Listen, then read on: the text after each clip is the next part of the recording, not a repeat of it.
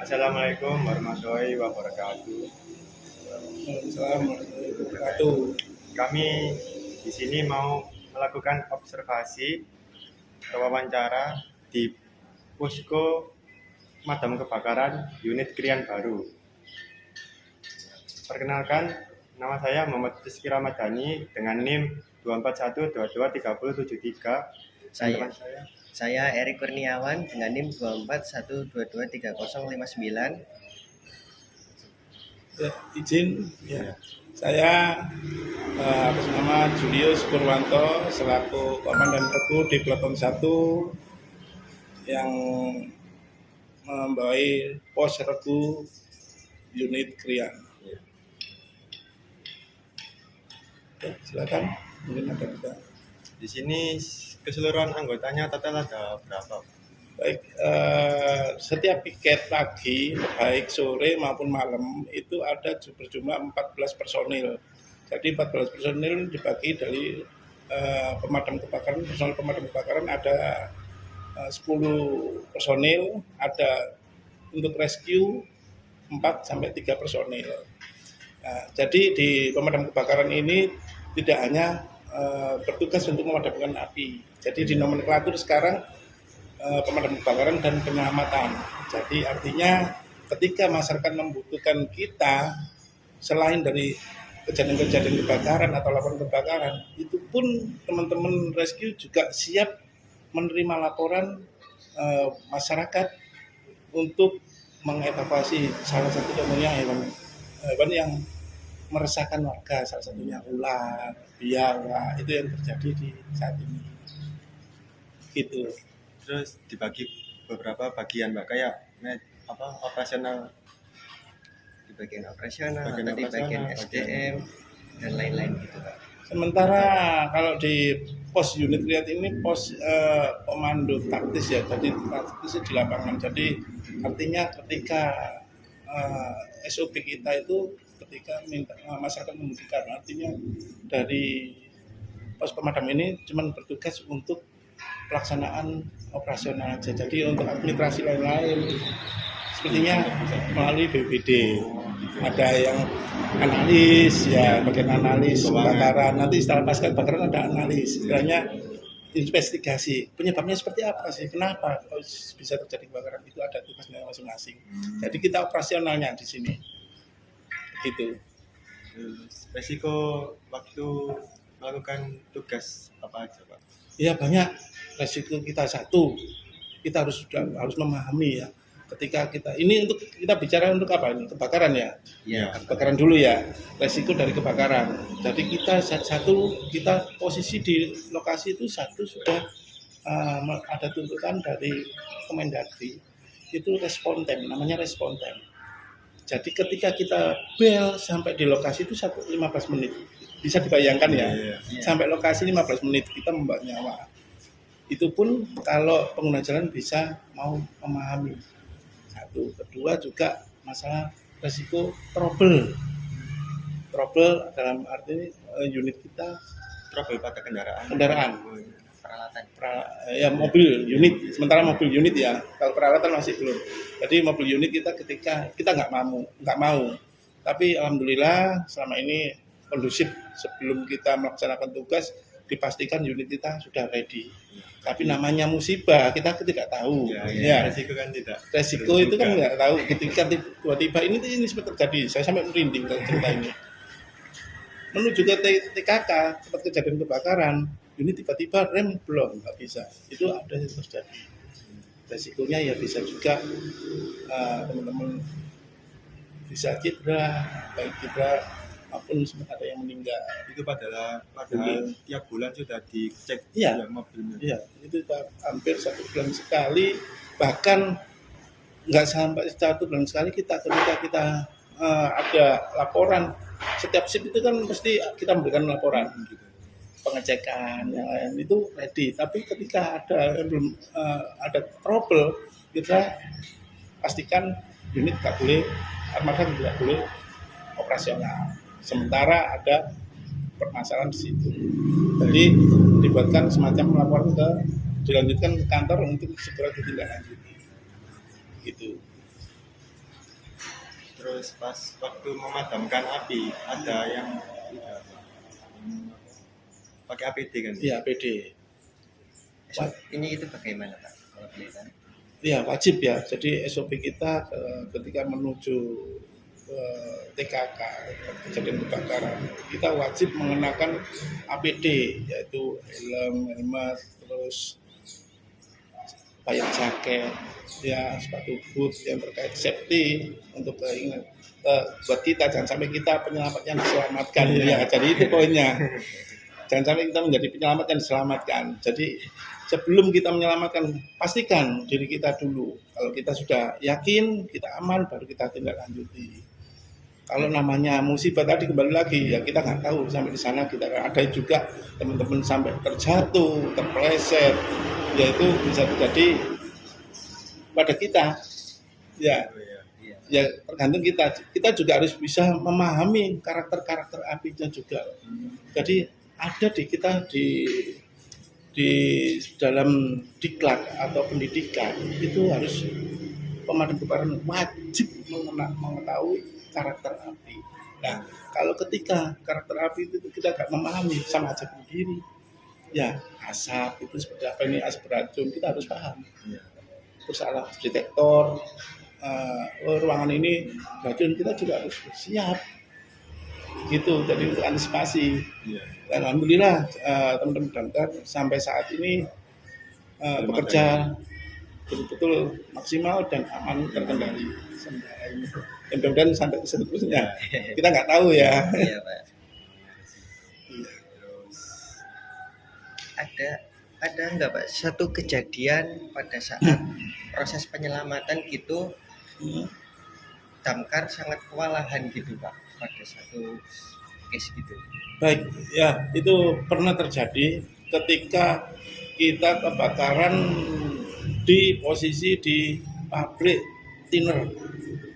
Nah, kita harus tahu juga untuk call center menyampaikan laporan tersebut biasanya damkar yang terdekat dulu untuk backup. Nah, ketika sampai penanganan awal sambil menunggu koordinasi dengan damkar yang lain, itu dipastikan damkar yang posisi datang dulu itu mengatasinya. Oh iya. Ya, kita nggak langsung begitu ada kebakaran langsung posko ini datang, tidak. Jadi menunggu dulu minimal 2 unit ketika sampai membutuhkan bantuan baru kita datang. Itu tergantung PIC wilayah. Misalnya di Krian, itu penanggung jawabnya di Krian bisa nanti memanggil dari posko unit Porong, bisa Candi, bisa kota, baik Buduran dan Waru. Seperti itu. Jadi ya kita harus ada prosedur juga, nggak langsung dirujukan Semuanya. itu. Kemudian kan tadi bicara soal di lapangan ya Pak. Iya. Pastikan ada hasil evaluasi terhadap apa yang sudah terjadi gitu Pak. Semisal kejadian A, mungkin ada kekurangan dari tim damkar yang harus dievaluasi mengenai kejadian supaya tidak terulang lagi gitu. Iya, siap. Luar biasa, pertanyaan yang bagus. Itu kita sering memberikan evaluasi kepada tim ya, terutama tim dulu. Kita selesaikan. Misalnya kalau ada permasalahan miss pada penyelamatan tersebut, ya itu kita sempat ya pastilah namanya manusia ya, koordinasi kadang-kadang bisa berbeda karena di sini di setiap regu itu ada 2 komandan regu, ada 3 komandan regu, jadi ada rescue, ada komandan regu 1 dan 2, termasuk saya ini 1, ada pendamping saya komandan regu 2. Jadi masing-masing ada 4 personil, gitu. Jadi kita harus sinkronkan. Ketika sampai lokasi kita harus koordinasi dulu. Nggak boleh ketika nyampe mobil langsung kita enggak. Apa? Kita harus bagaimana dulu? 1, kita harus melihat sumber air di mana yang terdekat, koordinasi dengan pihak korban. Kedua, terus titik-titik mana yang paling bahaya yang harus kita antisipasi dulu. Itu seperti itu.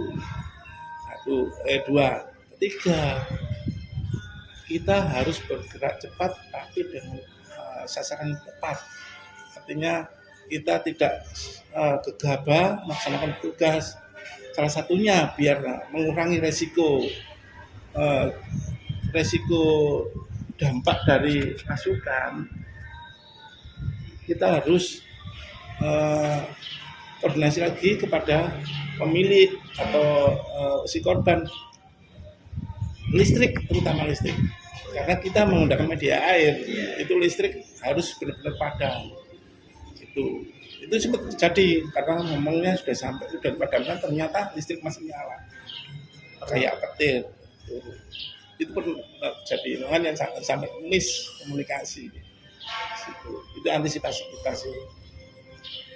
Terus pernah juga nggak Pak, misal dikasih info yang kurang kesalahan informasi gitu Pak pada saat di lapangan gitu?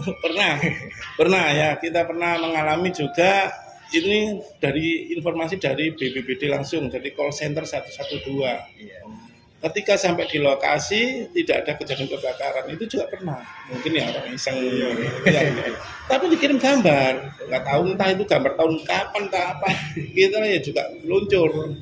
Kesalahan kita tidak menghubungi dulu nomor si pelapor. Nah itu kan, dari evaluasi tersebut kita langsung koordinasi dengan tim kita. Besok kalau ada kejadian seperti ini kita harus turun. Dan itu sudah di tempat dulu Pak? Iya, sudah di tempat. Jadi sudah di tempat di lokasi, di TKK nggak ada api sama sekali. Itu sering juga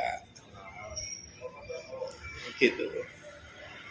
Terus kan ini kan pastinya ada peralatan rutin ya Pak, maintenance terkait peralatan yang ada, entah itu dari mobil ataupun apar dan sebagainya. Pernah nggak Pak suatu kejadian pada saat di TKP ada peralatan yang tidak berfungsi gitu Pak? Pernah. Itu waktu di pompa mobil kita, di unit pompa portable. Artinya pompa portable ini untuk supply. Ketika mobil kita itu kehabisan air, otomatis kita kan cari sumber air. Nah, ketika kita di sungai atau kita pokoknya kita ngambilnya bisa di sungai, bisa di tandem atau sungai, dan mengandalkan pompa portable itu. Ketika kita mau menghisap, awalnya itu pompa itu bisa, tapi waktu terjadi kebakaran nggak bisa. Itu pun juga pernah. Bahkan unit kita, padahal kita setiap pagi itu pengecekan dulu. Pergantian shift juga begitu. Demikian, ya sampai shift malam pergantian harus wajib pengecekan peralatan dan lain itu wajib. Kayak tadi pagi ya jam 7 pagi ngecek. Nanti pergantian shift jam 2 juga ngecek. Pastikan aman. Jadi harus begitu, tapi kita nggak tahu juga ketika terjadi di lapangan ada problem. Itu pun kita nggak tahu. Iya, ya. Jadi ketika mau keluar air nggak bisa keluar juga pernah. Posisi ke TKK gitu ya, mengeluarkan pancaran air nggak keluar itu pernah. Terus sudah kejadian gitu, tindakan apa yang harus diambil oleh Damkar Pak?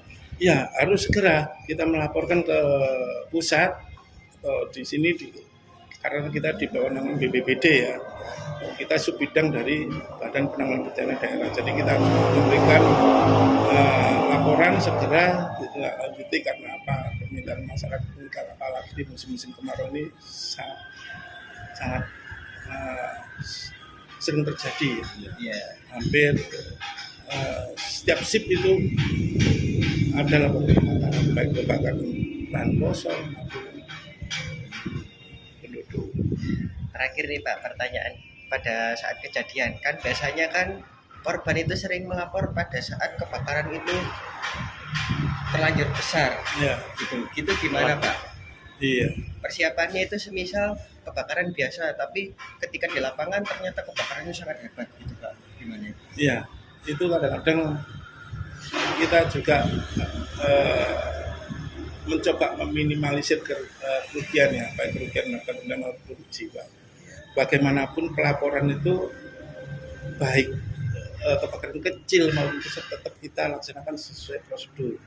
Jadi di sini ada 3 unit ya kita lakukan, meskipun itu kebakaran kecil besar kita berangkat dulu 3 unit.